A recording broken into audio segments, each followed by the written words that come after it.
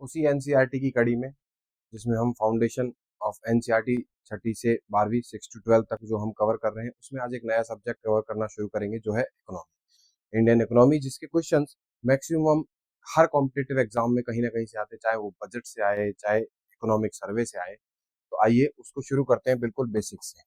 देखिए, पहले जानेंगे ऑर्गेनाइजेशन ऑफ प्रोडक्शन। प्रोडक्शन का ऑर्गेनाइजेशन कैसे होता है। देखिए, प्रोडक्शन में काफी सारी चीजें काम करती है, जैसे फिजिकल रिसोर्स हो गए, ह्यूमन रिसोर्स हो गया, आपके कैपिटल हो गया है, पूंजी जिसे हम कहते हैं, ठीक है, लेबर हो गई है। ये सारी चीजें क्या होती है, प्रोडक्शन में काम करती है, जिन्हें प्रोडक्शन के हम फैक्टर्स कहते हैं। The aim of production is to produce the goods and services. क्या है एम इसका, कि गुड्स एंड सर्विसेज को प्रोड्यूस करना। किसके लिए? हर इकोनॉमी का सबसे बड़ा रीजन होता है किसी भी इकोनॉमिक एनवायरनमेंट में, कि वो कंज्यूमर तक क्या करे, सेटिस्फैक्शन प्रोवाइड करवाए। किस तरह का? किसी भी गुड्स एंड सर्विसेज को कंज्यूम करने का, कि उपभोगकर्ता तक वो सर्विसेज और वो गुड्स पहुंचे जिन्हें वो कंज्यूम करना चाहता है। ठीक है, तो goods and services that people want, लोग जो चाहते हैं उनको क्या, वो चीजें मिले। जैसे कि अगर आपको गेहूं चाहिए तो आपको गेहूं मिले, अगर आपको फोन चाहिए तो आपको फोन मिले, आपको वॉच चाहिए तो वॉच मिले। ये क्या है, कंज्यूमर का सेटिस्फैक्शन है। वो जिस तरह की इच्छाएं रखता है, किसी भी वस्तु को उपभोग करना चाहता है, वो उस तक पहुंचे।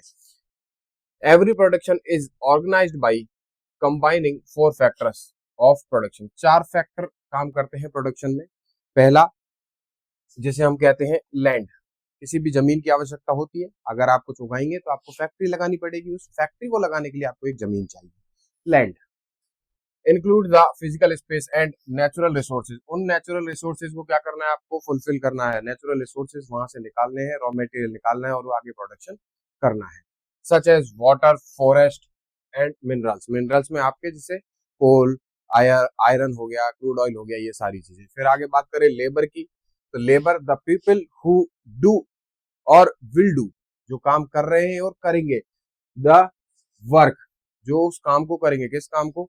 उस एक्सकेवेशन के काम को, उस पैसे को, उस रिसोर्सेज को निकालना, उन्हें आगे प्रोसेस करना। जैसे माइनिंग में एक आदमी काम करेगा, वो रिसोर्सेज निकलवाएगा, ठीक है, आगे प्रोसेस करेगा, इंडस्ट्रीज में जाएगा, तो वहां कुछ वर्कर्स की आवश्यकता होती है। इन्हें हम फैक्टर कहते हैं। इन पर फैक्टर कॉस्ट भी लगती है, वो हम आगे देखेंगे, ठीक है। तो उस वर्क को करेगा, ranging from highly skilled worker, जिसकी स्किल अच्छी होगी, जिसको नॉलेज होगी, जिसको ज्यादा अच्छे से पता होगा कि इस रिसोर्सेज को निकालने के बाद कैसे आगे प्रोसेस करना है, ठीक है, वो क्या करेगा, उस काम को ज्यादा अच्छे से करेगा और उसको सैलरी भी ज्यादा मिलेगी। दोज डूइंग मैनुअल वर्क, जो मैनुअली काम कर रहे हैं, उनसे ज्यादा क्या होगा, स्किल होगा।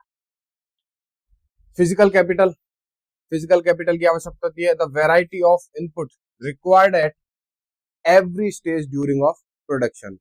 हर स्टेज पर उस इनपुट की क्या होती है, रिक्वायरमेंट होती है फिजिकल कैपिटल की। किस तरह की होती है? एक होता है फिक्स्ड कैपिटल, जैसे कि कोई बिल्डिंग हो गई।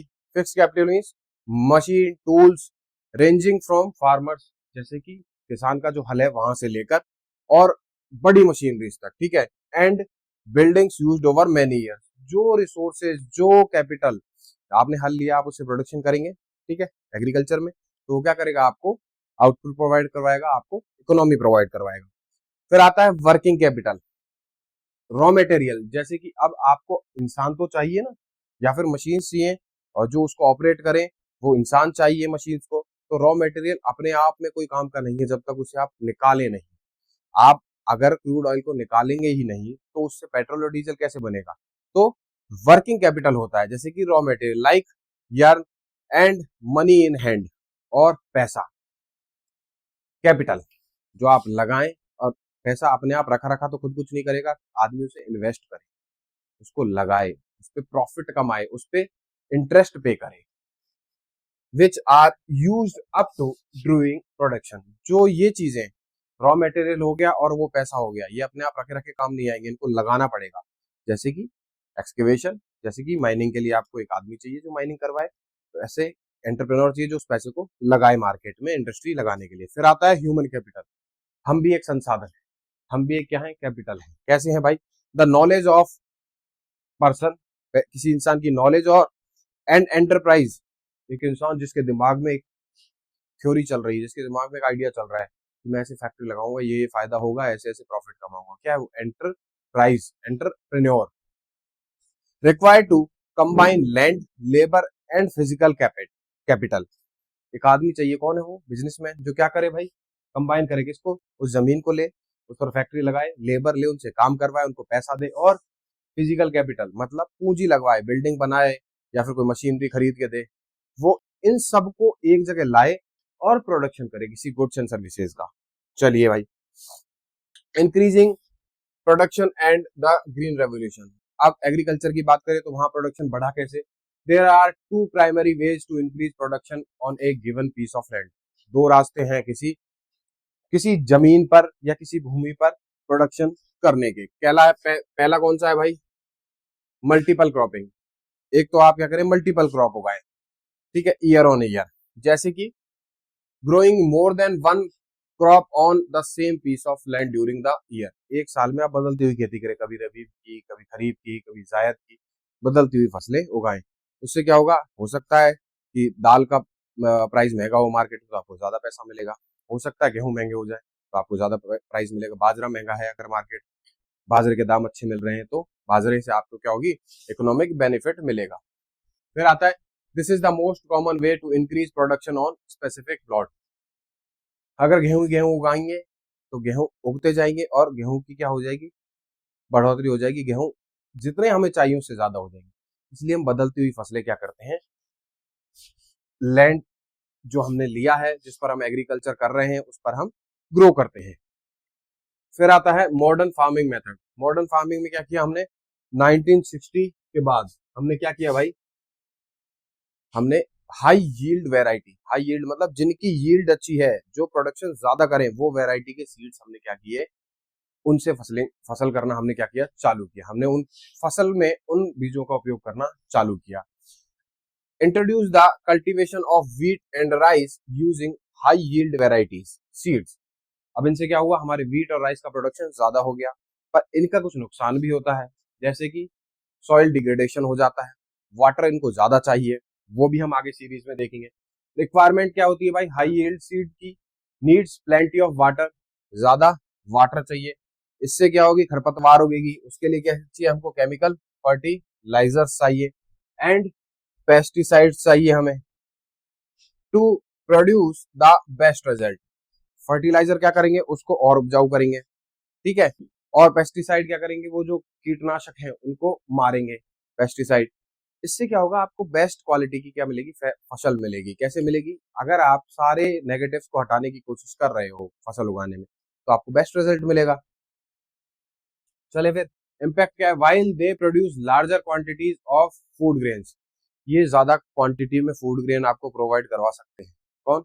High yield variety seeds.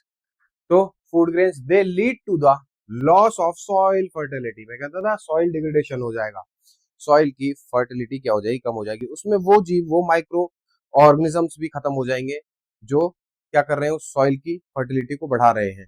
आपने एक छोटा सा कीड़ा देखा होगा जो मिट्टी को पलटता है, सॉइल फर्टिलिटी, वो भी क्या हो जाएगा? मर जाएगा। तो and depletion of ground water table, और ग्राउंड वाटर टेबल का क्या करेगा? डिप्लेशन करेगा, उसमें कमी करेगा। फिर आता है non farm activities. Non farm activities कौन सी होती है भाई? जिनका फार्मिंग से लेना देना नहीं है, जैसे कि एग्रीकल्चर एंड अलाइड सेक्टर में हम बात करते हैं इसकी, जैसे कि पशुधन, लाइव स्टॉक, ठीक है। Activities like dairy are common in village. भाई गाँव में डेयरियां खूब होती है ना, हम दूध डेयरी पर देके आते हैं, उससे हमें इकोनॉमिक बेनिफिट मिलता है। अलाइड सेक्टर है, people feed buffaloes various grasses. लोग गाय भैंसों को अपने क्या कराते हैं? डिफरेंट तरह की ग्रास जो है वो खिलाते हैं, ठीक है, जैसे कि ज्वार बाजरा। And sell the milk in nearby और लार्ज विलेजेस। डेयरियों पे दूध पहुंचाते हैं, जब गाय खाएगी तो दूध ज्यादा देगी, और दूध ज्यादा देगी तो क्या होगा? गाय को न्यूट्रिशन मिलेंगे, तो वो हमें न्यूट्रिशनल मिल्क प्रोवाइड करवाएगी। ये एग्रीकल्चर के साइड में ही तो चल रहा है ये काम हमारे पास, ऐसे तो है नहीं कि एग्रीकल्चर के साथ चल रही है ये चीजें, ठीक है, एग्रीकल्चर के साथ नहीं चल रही है। अब बात करते हैं आगे ह्यूमन रिसोर्स की। मैं कह रहा था हम अगर कोई पैसा रखा है उसको लगाने के लिए हमें क्या चाहिए, आदमी चाहिए, वो उस पैसे को लगाए, तभी तो क्या होगा, वो पैसा काम आएगा। माइनिंग रिसोर्सेज अगर जमीन में है तो उन्हें निकालने के लिए हमें क्या करना पड़ेगा, आदमी लगाना पड़ेगा काम करने के लिए। ह्यूमन रिसोर्स, उसमें स्किल भी होनी चाहिए, उसको पता लगे कैसे निकालना है ये जमीन से माइनिंग। फिर बात करते हैं कैसे, पीपल एज रिसोर्सेज, कैसे मिलेगी उनको, एजुकेशन से, उनकी हेल्थ अच्छी हो के उनको स्किल मिले, तब जाके वो ह्यूमन क्या बढ़ता है, ह्यूमन रिसोर्स बनता है। और जब वो आगे इकोनॉमिक हमें फायदा पहुंचाने लगता है तो हम उसे ह्यूमन कैपिटल में काउंट करने लग जाते हैं, ठीक है। Refers to the working people in terms of their existing productive skill and abilities. मेरी स्किल्स और मेरी एबिलिटीज कहाँ काउंट होंगी भाई, people as resources, human resource हो जाऊंगा अगर मैं कोई एक्टिविटी कर रहा हूँ जिससे इकोनॉमिक बेनिफिट हो रहा है, ठीक है, मैं कंट्री में कोई रोल प्ले कर रहा हूँ जिससे इकोनॉमिक बेनिफिट हो रहा है, तो मैं क्या हूँ भाई, ह्यूमन रिसोर्स। अब सरकार चाहेगी कि मेरी हेल्थ अच्छी रहे, मैं मेरी लाइवलीहुड अच्छा रहे, ठीक है। ह्यूमन कैपिटल फॉर्मेशन के बारे में बात करें, the process of making the population more educated and healthy, इसीलिए सरकार एजुकेशन पे ध्यान देती है, आपकी हेल्थ पे ध्यान देती है। आयुष्मान आरोग्य योजना, चिरंजीवी योजना, ये सारी योजनाएं क्या है, आपकी हेल्थ अच्छी रहेगी तो आप अच्छा खाएंगे तो आपकी अच्छी हेल्थ रहेगी और अच्छी एजुकेशन आपको मिलेगी। अगर आप स्वस्थ शरीर में ही स्वस्थ मस्तिष्क निवास करता है, तो शरीर स्वस्थ रहना चाहिए, इसके लिए आपकी हेल्थ का ध्यान रखा जाए, तभी आपको क्या मिलेगी, नॉलेज मिलेगी, और आप उस एजुकेशन से क्या बन पाएंगे, ह्यूमन रिसोर्स बन पाएंगे। इन्वेस्टमेंट की बात करते हैं, investment in education, training and medical care, इस सब में इन्वेस्टमेंट करके आप एक ह्यूमन रिसोर्स को क्या बना सकते हैं, ह्यूमन कैपिटल बना सकते हैं, ठीक है। Investment in education, training, medical care yield a return similar to investment in physical capital. जैसे कि आप फिजिकल कैपिटल इंडस्ट्री में आप पैसा लगा रहे हैं मशीन में, मशीन क्या हो गई आपके लिए, कैपिटल बन गई ना। ह्यूमन को, आप ह्यूमन की हेल्थ अच्छी रख रहे हो, उसको एजुकेशन प्रोवाइड करवा रहे हो, उसको लाइवलीहुड उसका अच्छा रख रहे हो, उसको न्यूट्रिशनल फूड मिल रहा है, तो वो क्या हो जाएगा, कैपिटल बन जाएगा। वो आपके लिए क्या करेगा, आउटपुट देगा किसमें, इकोनॉमी में। चले, एसेट वर्सेस लाइबिलिटी, अगर ये जनसंख्या ह्यूमन रिसोर्स नहीं बन पाए, समझना मेरी बात को, अगर मान लीजिए इस देश के 140 करोड़ में से 10 करोड़ लोग सिर्फ कमाने पे ध्यान दे रहे हैं, इकोनॉमिक एक्टिविटीज कर रहे हैं, बाकी अगर 130 करोड़ लोग ह्यूमन रिसोर्स नहीं है, तो फिर 10 करोड़ लोग 130 करोड़ लोगों को झेलेंगे, तो हम क्या बन जाएंगे, लाइबिलिटी बन जाएंगे, जबकि हमें बनना क्या है, एसेट बनना है। Sorry, a larger population can be turn into productive asset. Productive कैसे, कुछ एक्टिविटीज करके आप इकोनॉमिक बेनिफिट दे रहे हो कंट्री को, ठीक है, rather than a liability by investing in human capital. Liability बन जाओगे, कैसे बन जाओगे, आपको अच्छा खाना मिल रहा है, लाइवलीहुड अच्छा मिल रहा है, रहने के लिए अच्छा शेल्टर मिल रहा है, क्या जरूरत है हमें काम करने की, तो आप क्या बन जाएंगे, लाइबिलिटी भी बन सकते हैं, और आपको क्या बनना है, एसेट बनना है। फिर बात करते हैं इकोनॉमिक सेक्टर्स की। वैसे प्राइमरी 3 सेक्टर होते हैं, प्राइमरी, सेकेंडरी और टर्शरी। प्राइमरी मतलब रॉ मटेरियल, वो चीजें जो आपके लिए रिसोर्सेज में रॉ मटेरियल का काम करे, जैसे एग्रीकल्चर होगी, फॉरेस्ट्री हो गई, animal husbandry, fishing and poultry farming, ये क्या हो गई भाई, प्राइमरी सेक्टर हो गया। सेकेंडरी सेक्टर की बात करें, मैन्युफैक्चरिंग इंडस्ट्रीज, मैन्युफैक्चरिंग मतलब कोई चीज बनाना, ठीक है, जिसमें हम असेंबल भी करते हैं किन्हीं चीजों को, कुछ को बनाते हैं, ठीक है, और इंडस्ट्रीज की एक्टिविटीज, ये क्या हो गई है भाई, सेकेंडरी सेक्टर का है। टर्शरी सेक्टर होता है सर्विस सेक्टर, जिसमें trade, transport, communication, banking, education, health, tourism और इंश्योरेंस एंड फाइनेंस, ये सारी चीजें क्या है भाई, आईटी सेक्टर, ये क्या है, आपके सर्विस सेक्टर का पार्ट है। बात करते हैं quality of population and economic activities, population की क्वालिटी क्या है ये बताएं, और इकोनॉमिक एक्टिविटीज की क्वालिटी क्या है। मार्केट एक्टिविटीज के बारे में बात करें तो involve remuneration and are performed for pay और प्रॉफिट। आप अगर किसी को पे कर रहे हैं, मैं कुछ खरीद रहा हूं किसी को पे कर रहा हूं, तो वो उसके लिए क्या हो गई, इनकम हो गई, ठीक है, और उसका क्या हो गया, प्रॉफिट हो गया, ठीक है। मार्केट एक्टिविटीज किस पे काम कर रही है, पे एंड प्रॉफिट पे काम कर रही है। मैंने एक फैक्ट्री लगाई, प्रोडक्शन किया, तो मुझे प्रॉफिट चाहिए, आई बात समझ में। दूसरा आता है non market activities, production for self consumption such as processing primary product. मैं अगर नॉन मार्केट एक्टिविटीज कर रहा हूँ, मैं खुद ही कुछ उगा रहा हूँ, खुद ही कुछ खा रहा हूँ, बाहर कोई एक्टिविटी करी ना, मेरे जेब से पैसा ही नहीं निकल रहा है। इसका एक एग्जांपल, जैसे हम मंदिर में गए, ढोक दी, सारा काम किया, वापस आए, पैदल गए थे, पैदल ही आ गए, कोई इकोनॉमिक एक्टिविटी नहीं। लेकिन जैसे ही 10 का नोट निकाला, कोई चीज खरीदी हमने, वो क्या हो गई, इकोनॉमिक एक्टिविटी होगी, क्योंकि आपने कुछ खरीदा है वो उसके लिए इनकम हो गई, और आपने कुछ गुड्स एंड सर्विसेज ली है, तो ये क्या हो गई, एक इकोनॉमिक एक्टिविटी का पार्ट होगी। समझे मेरी बात, कि आपने फूल माला ली, भगवान को चढ़ाई, भगवान को चढ़ाना is not economic activity.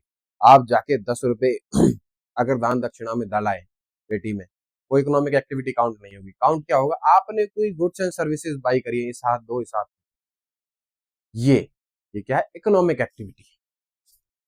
Quality indicators के बारे में बात करें तो quality of population depends on literacy. आपकी पॉपुलेशन जितनी एजुकेटेड है उतना ही आपको क्या है, क्वालिटी है। ठीक है। हेल्थ, हेल्थ का मतलब लाइफ एक्सपेक्टेंसी, आपकी जीवन प्रत्याशा कितनी है, लोग आपके यहाँ कितनी अच्छी तरीके से जिंदगी और कितनी लंबी जी पा रहे हैं, ये क्या है, आपका हेल्थ इंडिकेटर। फिर आता है स्किल फॉर्मेशन। प्रधानमंत्री कौशल विकास योजना इज व्हाट, आपकी स्किल्स को डेवलप किया जाए, आपको स्किलफुल बनाया जाए, ताकि आप अपनी स्किल का यूज कर कर एक इकोनॉमिक एक्टिविटी में अपना कंट्रीब्यूशन दें। एजुकेशन के बारे में बात करें तो एजुकेशन क्या करता है, सोशल इंडिकेटर भी है। कैसे है भाई, enhance national income, national income को बढ़ाता है, आप पढ़ लेंगे तो कमाएंगे। दूसरा, कल्चरल रिचनेस, आपकी कल्चरल रिचनेस को बढ़ाएगा एजुकेशन। दूसरा, गवर्नेंस एफिशिएंसी, गवर्नमेंट की क्या होगी, एफिशिएंसी होगी। आप कहीं ना कहीं मान लीजिए पढ़े लिखे सरकारी नौकरी में गए, तो आप सरकार के लिए काम करेंगे तो क्या होगा, आप एफिशिएंटली वर्क करेंगे गवर्नेंस में। ठीक है। फिर आता है हेल्थ। हेल्थ क्या करती है भाई, हेल्प से person realise their potential, realise their potential and ability to fight illness. किस चीज से, अगर आप मान लीजिए आपकी हेल्थ अच्छी है, समझिए, अगर आपकी हेल्थ अच्छी है तो आप क्या करेंगे, प्रोडक्टिविटी कंट्री में ज्यादा करेंगे। अगर आप मान लीजिए मैं बीमार पड़ गया, मैं कल तक काम कर रहा था किसी कंपनी में, मैं बीमार पड़ गया, उस कंपनी की प्रोडक्टिविटी कम होगी क्योंकि उसका एक एम्प्लॉय बीमार हो गया है। ठीक है। सरकार योजना का लाभ लूंगा, सरकार पे लाइबिलिटी बन जाऊंगा, सरकार के पैसे खर्च करवाऊंगा। अब मेरी हेल्थ अगर अच्छी रहेगी रिच न्यूट्रिशन से, तो मैं क्या करूंगा, इस इलनेस से फाइट कर जाऊंगा। It is the basis for well being, ये क्या है, बेसिस है वेल बीइंग का। ये एक सोशल इंडिकेटर भी है, आपके यहाँ पर लाइफ एक्सपेक्टेंसी, जीवन प्रत्याशा कितनी ज्यादा है। चलिए भाई आगे बात करते हैं अनएम्प्लॉयमेंट की। क्या होता है, मैं पढ़ा लिखा हूं पर मुझे रोजगार ही नहीं मिल रहा, या फिर मैं पढ़ा ही नहीं तो मुझे रोजगार कैसे मिलेगा। Unemployment exist when people willing to work are prevailing wages can not find jobs. It affects the workforce population aged 15 to 59। यहाँ बात ध्यान देने वाली क्या है, when people willing to work are prevailing wages, मैं जो सैलरी ले सकता हूँ वो क्या ले रहा है, वेज ले रहा है। इसका मतलब मेरी जो कैपेबिलिटी है अर्न करने की, उसके अकॉर्डिंग मुझे क्या नहीं मिल रही है, जॉब नहीं मिल रही, या फिर मैं कमा नहीं पा रहा हूँ उतना। It is what, unemployment. I have satisfied, I am not satisfied and sacrifice my capability of earning. ठीक है। एज ग्रुप 15 से 60 के बीच में, ये क्या कर रहे हैं, अनएम्प्लॉयमेंट।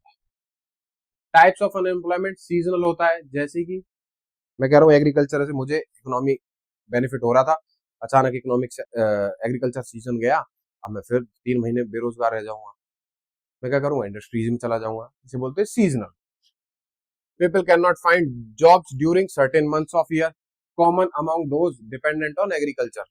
जो कृषि पर निर्भर है उनके जब कृषि का सीजन नहीं रहता है तो वो बेरोजगार हो जाते हैं, सीजनल हो गई। दिस गाइड की बात करें, 10 लोगों की जरूरत थी काम करने के लिए लेकिन 15 काम कर रहे हैं, तो अब 5 लोगों का कोई आउटपुट नहीं है, 10 लोग उसको अच्छे से काम कर सकते थे लेकिन स्किल की वजह से नहीं हो पा रहा है। People appear to be employed but their contribution is extra. For example 8 people during a task than that only required 5। 10 लोगों की जरूरत थी, 15 काम कर रहे हैं, क्या हो गया, डिसगाइज। एजुकेटेड की बात करें, common in urban areas where individual with degree, मेरे पास डिग्री है इसकी, आईटी सेक्टर की, और मैं काम कहाँ कर रहा हूँ भाई, जनपैक। समझे, मेरे पास डिग्री है किसकी, कंप्यूटर साइंस की, और मैं काम कर रहा हूँ डिजिटल मार्केटिंग में। कैन नॉट फाइंड वर्क, वो फाइंड क्या नहीं कर पा रहे, वर्क फाइंड नहीं कर पा रहे। ये क्या हो गई, जैसे कि मेरे पास डिग्री है कोई बहुत सॉलिड, मैंने बीटेक कर रखा है अच्छा खासा, पर मेरे को मेरी कैपेबिलिटीज के अकॉर्डिंग क्या नहीं मिल रही है, नौकरी नहीं मिल रही है। तो ये क्या हो गया, एजुकेशन का आपका और जॉब का मिसमैच होना, आपको आपकी कैपेबिलिटीज के अकॉर्डिंग जॉब ना मिलना। कॉन्सिक्वेंसेज क्या होते हैं भाई इसके? Waste of manpower resource, जो ह्यूमन रिसोर्स हमने अभी पिछली स्लाइड में देखा था, उसका क्या हो रहा है? वेस्टेज हो रहा है। आपकी कैपेबिलिटी जो इकोनॉमी में बेनिफिट दे सकती है, कंट्रीब्यूट कर सकती है, वो यूटिलाइज ही नहीं हो पा रही है, समझे? Increase economic overload, economic overload कैसे? मान लो वो आदमी काम नहीं कर रहा है तो बेरोजगार है, अब उस पर भी खर्चा वही 10% लोग करेंगे जो कमा रहे हैं, उसको भी देना पड़ेगा। As unemployed become dependent on the working population, कह रहा था ना मैं, 130 करोड़ लोगों का पेट पाले अगर 10 करोड़ लोग, तो वो एक भी उसी में 130 करोड़ में जुड़ गया। आगे बात समझ में? इंडिकेटर ऑफ डिप्रेस्ड इकोनॉमी, आप ऐसे कर करके अगर काफी सारे लोग हो जाएंगे, इसका कोई सॉल्यूशन नहीं मिले तो क्या होगा? इकोनॉमी डिप्रेस होने लग जाएगी। चलिए भाई, सोशल इंडिकेटर क्या कहते हैं भाई हमारे यहाँ? पहला होता है इन्फेंट मोर्टेलिटी, बच्चे को जन्म। Death of child below 1 year of age, क्यों? न्यूट्रिशनल, ठीक है, या फिर हो सकता है मेडिकल फैसिलिटीज अच्छी नहीं हो इसकी वजह से। तो death of child below 1 year of age, 1 साल से कम उम्र के बच्चे की मृत्यु हो रही है तो उसे बोलते हैं इन्फेंट मोर्टेलिटी रेट। अगर अच्छी है, अगर कम है इन्फेंट मोर्टेलिटी रेट, तो क्या इसका मतलब आपका सोशल इंडिकेटर हाई है, आपके यहाँ हेल्थ सेक्टर अच्छा काम कर रहा है, आपके यहाँ न्यूट्रिशनल लेवल बहुत अच्छा है। फिर बात करते हैं बर्थ रेट, और ये कैसे इफेक्ट होता है? अनएम्प्लॉयड है आपके पास, जो कमाने का ही साधन नहीं है, तो आप कहाँ से मिलेगा? ये नहीं मिलेगा ना। फिर आता है birth rate, number of babies born every year 100,000 people during a particular period. Birth rate क्या है कि 1000 बच्चे जन्म ले रहे हैं, कैसे? तो उसको काउंट किया जाए, किस बेसिस पर किया जाए? Number of babies born for every year 100 people during a particular period, एक पीरियड में, एक ईयर में नंबर ऑफ 100 पीपल जो क्या है, बर्थ ले रहे हैं बेबीज, ठीक है, बर्थ रेट काउंट करते हैं। ये पॉपुलेशन का इंडिकेटर हो गया। दूसरा death rate, number of people पर 1000 who died during particular period, 1000 लोगों में से काउंट करें कितने लोग मर रहे हैं। डेथ रेट क्या है आपके यहाँ, समझ गए? लाइफ एक्सपेक्टेंसी इसी पर डिपेंड करती है भाई। Increase in longevity is an indicator of good quality of life. अगर आपके यहाँ हेल्थ सेक्टर अच्छा है, आप अच्छा न्यूट्रिशनल अचीव कर रहे हैं, कंज्यूम कर रहे हैं, आपकी गुड्स एंड सर्विसेज की क्वालिटी बहुत अच्छी है, फूड लेवल अच्छा है, तो क्या है, आपकी लाइफ एक्सपेक्टेंसी भी हाई होगी। क्लियर है ये चीज? Social indicator. इस सब के ऊपर अभी क्वेश्चन हम सॉल्व करेंगे। पहले, which of the following was consequences of green revolution? Green revolution जो हमने पढ़ा था, हाई यील्ड वेराइटी सीड्स, क्या उसके कॉन्सिक्वेंसेज हैं? लॉस ऑफ सॉइल फर्टिलिटी पहला, दूसरा डिप्लेशन ऑफ वाटर टेबल, तीसरा इंप्रूवमेंट इन लैंड स्ट्रक्चर। कौन सा है भाई उसका सही आंसर? क्या है कॉन्सिक्वेंसेज, कौन कौन से सही है? तो इसका सही आंसर है डी, बोथ। सॉइल फर्टिलिटी भी कम कर देता है और वाटर टेबल को भी कम कर देता है। चलिए भाई, human capital formation can be done by, human capital formation कैसे हो सकता है? एक मानव को मानव संसाधन कैसे बना सकते हो? स्पीडिंग अवेयरनेस, एजुकेशन और providing better living standard, livelihood अगर अच्छा है कैसे करवा सकते हो? इसका आंसर है सभी। अवेयरनेस कैसे फैलाओगे भाई? पढ़ो, लिटरेसी लो, एजुकेशन लो, हेल्थ अच्छी रखो, ये खाओ, ये नहीं खाना है, आप लोगों को जागरूक करो अपनी हेल्थ के लिए, तो क्या हो जाएगा? ह्यूमन कैपिटल बन जाएगा। ह्यूमन रिसोर्स क्या बन जाएगा? ह्यूमन कैपिटल बन जाएगा। जब उसकी लाइफ में उसकी एजुकेशन और स्किल्स क्या हो जाएंगी? प्रॉपर हो जाएंगी, तो ह्यूमन क्या बन जाएगा? ह्यूमन कैपिटल बन जाएगा। क्लियर है? दूसरी बात, इस क्लास की पीडीएफ आपको as I told you Telegram channel पे मिल जाएगी, जो टेलीग्राम चैनल ध्रुवतास अकेडमी के नाम से है। Thank you.